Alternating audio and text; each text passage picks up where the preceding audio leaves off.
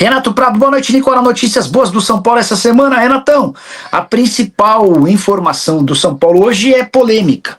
O São Paulo havia feito um pedido para a CBF para que o jogo contra o Santos, contra o Internacional, que estava previamente marcado para Vila Belmiro, que esse jogo voltasse ao Morumbi. Mas o São Paulo desistiu da ideia e vai enfrentar o Internacional no dia 3 de dezembro, de fato, no estádio do Santos. O motivo dessa decisão é que pegou todo mundo de surpresa. O São Paulo até deixou vazar a notícia de que essa alteração tem a ver com o fato de o estádio do gramado do Morumbi ainda não está pronto. Não é essa a verdadeira informação. O presidente Júlio Casares optou por fazer o jogo na Vila Belmiro com medo de protestos de torcedores do São Paulo que estavam programando uma grande manifestação para o lado de fora do jogo, do dia do jogo contra o Internacional no Morumbi. Beleza? O Silmar Lima quer saber se o São Paulo vai contratar outro goleiro. Não. Há muita convicção de que o Rafael dá conta do recado. O investimento vai ser feito em posições mais específicas. O Luiz Santos, Nicola, que vergonha dessa diretoria do São Paulo. Tiraram um jogo que outrora era da Vila, pediram para voltar ao Morumbi. Aí quando conseguiram, mudaram do Morumbi devido aos protestos. Absurdo. Tô com você nessa, não há como defender dirigente do São Paulo. Leonardo Prieto, Nicola, sabe se tem alguma intriga entre o Crespo e o Rui Costa? Você acha que o Crespo fica pelas entrevistas dele após os jogos? Leonardo, se a gente for se valer só pelas entrevistas, dá para imaginar que talvez não. Mas o que eu escuto de pessoas do São Paulo que estão no dia a dia é a garantia de que ele vai cumprir o contrato, até porque o Crespo não tem tanto mercado assim e sabe o que o São Paulo tende a melhorar. O Felipe Oliveira, tem notícias do São Paulo? Felipe, eu falei agora há pouco sobre o Morumbi, a ideia do São Paulo o São Paulo mandou um ofício para a CBF pedindo que o jogo contra o Inter no dia 3 aconteça na Vila. Vou acrescentar uma outra informação. O São Paulo decidiu deixar para 2026 a votação do Conselho Deliberativo sobre a criação de um fundo para Cotia, aquele fundo que pretende captar 350 milhões de reais. Essa grana vai ser muito útil para que o São Paulo possa contratar jovens estrelas da América do Sul que vão no CT de Cotia ganhar um pouco mais de força, um pouco mais de fôlego para serem promovidos ao time principal. Esse adiamento para 2026 tem a ver com uma percepção da diretoria de que se a votação acontecesse nesse ano, talvez ela não garantisse aprovação.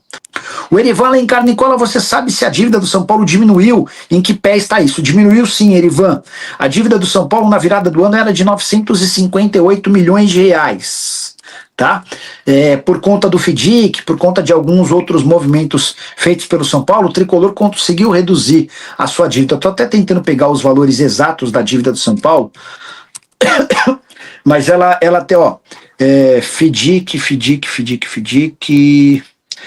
a redução se deu de forma importante com as dívidas bancárias, tá?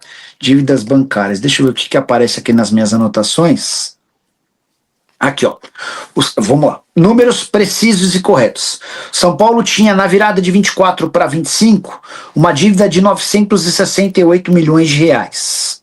O último balanço divulgado pelo São Paulo, do terceiro trimestre do ano, apontava uma dívida de 912 milhões de reais. Ou seja, uma redução de 56 milhões. Nicola, 56 milhões em quase um bi é nada. É verdade, mas para um São Paulo que vinha aumentando sua dívida, dá para dizer que essa redução de 56 milhões foi motivo de comemoração. E mais, a maior redução da dívida se deu na dívida bancária, que é a pior que você tem. Queira dever para qualquer um, menos para um banco, porque os juros da dívida é um negócio astronômico. São Paulo tinha 259 milhões de reais com dívidas em bancos. A dívida passou a ser de 216 milhões com bancos, tá? A contrapartida, o efeito colateral desse acordo com o FDIC, São Paulo passou a ter uma série de regras e regulamentações que precisam ser seguidas à risca. É por isso que o São Paulo, quando aparece qualquer proposta pelos garotos de Cotia, acaba fazendo negócio. Foi assim que o Ângelo, que o Matheus Alves, que o Henrique Carmo, que o Lucas Ferreira acabaram negociados por cifras que a gente imagina muito baixas. O Renato Rosa, boa noite, Nicola. Sabe se o São Paulo vai usar a base nesses 3 jogos finais?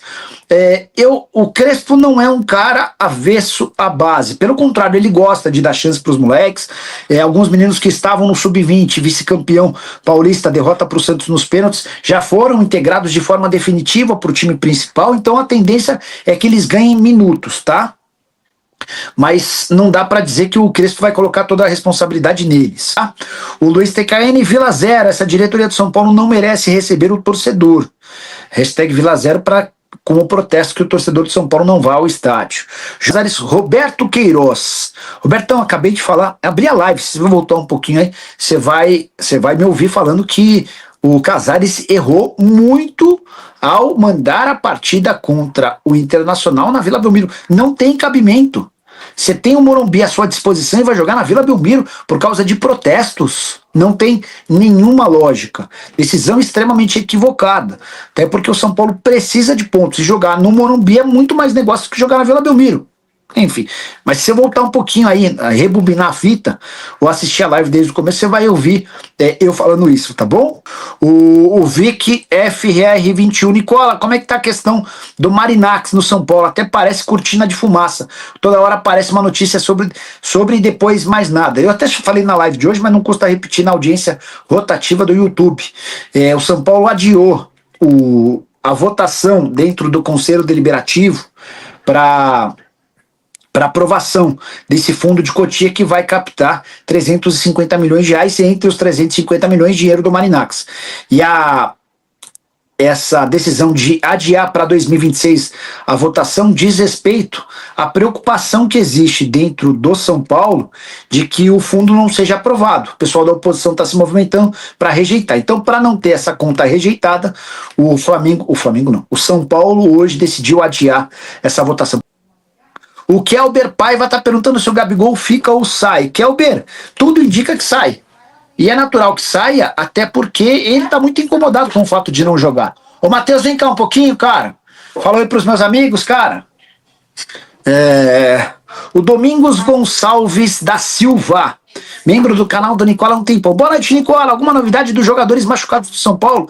Alguém volta nesse meio de semana? Não. O São Paulo ganhou mais um machucado. O Ferreira sentiu um edema e está fora do jogo também. Esse aqui é o 03, o Matheus. Machucou o olho, ó. Ele caiu, tava brincando ontem e caiu na cadeira. Hoje foi no judô? Amanhã você vai na natação? Você tá super esportista, hein, meu? E tá tudo em ordem? Você já vai dormir? Tomou banho? Não? O que você vai fazer agora? Eu tomo banho sim. Tomou banho sim? E fala tchau pros meus amigos. Tchau. Manda beijo pras pessoas. Tchau. Não assusta eles. Tchau. Manda beijo. Tchau, tchau. Manda um beijo. Tchau, tchau. Manda um beijo. Tchau, tchau. Manda um beijo. Tchau, tchau. Tchau, tchau. Vai lá se divertir, vai. Bom dia. Bom dia, não é boa noite, rapaz. Tá maluco? Bom dia. Que bom dia, você tá ficando doido. Bom dia. Nicola, mas quem disse... Peraí, filho, agora deixa eu fazer aqui. Bom dia. Nicola, mas quem disse que o Facundo, o Emiliano, o Micael, o Sousa foram contratados para serem titulares? Um time não é só de 11 jogadores, tem que ter bons reservas. Beleza, Zé Borim. Bom dia. Bom dia, filho. Bom dia, filho. Agora deixa eu fazer a live aqui, vai. Não, filho.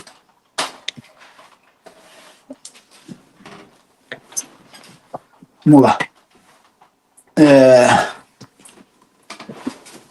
Vamos lá, Zé. Você vai contratar titulares em reservas, né?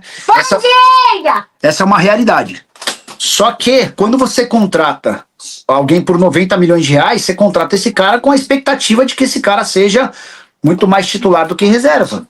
Quando você gasta 73 milhões de reais num jogador como Facundo Torres, você espera que esse jogador tenha uma produtividade um pouco maior. Quando você gasta 47 milhões de reais no M. Martinez, é para que esse cara seja protagonista. E nenhum desses caras tem sido com a camisa do Palmeiras. Para contar que o atacante Luca, que até outro dia defendia o sub-20 do São Paulo, foi bastante elogiado pelos minutos em campo na vitória contra o Juventude. Atleta que deve ser muito mais bem testado nessa reta final de Brasileiro e também no Campeonato Paulista do ano que vem, até pela escassez de jogadores e a dificuldade financeira do tricolor.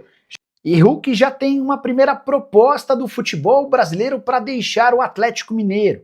Centroavante de 38 anos de idade já indicou que preferiria ficar para cumprir seu último ano de contrato. Ele tem vínculo até 31 de dezembro de 2026. Mas Sampaoli é radicalmente contrário à permanência do atacante.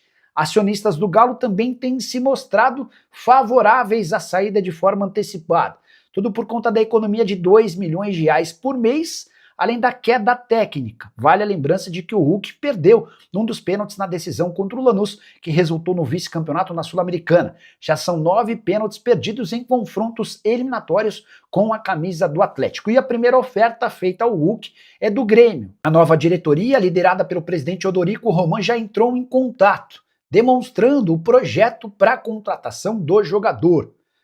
Confesso que me surpreendi com a notícia, até porque o Grêmio passa por enormes dificuldades financeiras e tem a intenção de reduzir sua folha salarial, hoje avaliada em 21 milhões de reais.